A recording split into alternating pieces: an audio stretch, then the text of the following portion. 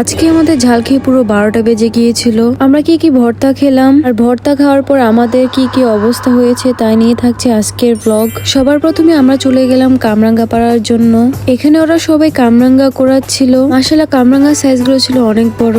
এখন আমরা প্রথমে এগুলো ধুয়ে নেব, সাথে কিন্তু আজকে জাম্বুরার ভর্তাও হবে। আর এখানে আমি প্রথম জাম্বুরা গুলো কেটে ছিলে নিচ্ছিলাম। ওরা ছিল পুরো টকটকা লাল এবং খেতেও খুবই মিষ্টি লেগেছিল। এখানে আমি জাম্বুরা কেটে ওদেরকে দিয়ে দিয়েছি, এটা ওরাই করে নেবে। আর এদিকে ভর্তা বানানোর জন্য কামরাঙ্গা গুলো আমি কেটে নিচ্ছিলাম। সবকিছুই তো শেষ, এখন শুধু ভর্তা বানানোর পালা। আজকের ভর্তাটা আমরা শুকনো মরিচ দিয়ে বানাবো, যদিও মরিচগুলো অনেক ঝাল। কথা বলতে বলতে আমার প্রায় বানানো শেষ। আর এখন কামরাঙ্গার ভর্তা বানানোর পালা। এটাতেও আমি অনেক ঝাল দিয়েছি।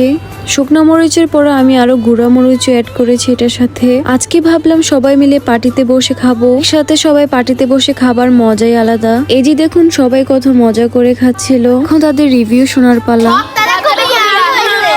আর এদিকে দেখুন ছোট বড় সবাই খাচ্ছিল। আর ওর অবস্থাটা একটু দেখুন, ঝালে চোখ দিয়ে পানি পড়ছিল, তাও সে খাবে। ভর্তা খাওয়ার 1 মিনিট পরে দেখুন তাদের অবস্থা, পানি খেতে খেতে অবস্থা খারাপ।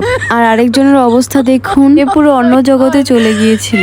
আর ওদের তো কিছুতেই ঝাল থামানো যাচ্ছে না, ঝালের কারণে পুরো মাথা ঘুরছিল। একজন তো গাছের উপরে বসে রয়েছে, ওনার তো ঝালের কারণে পুরো মাথায় ঘুরে গিয়েছিল।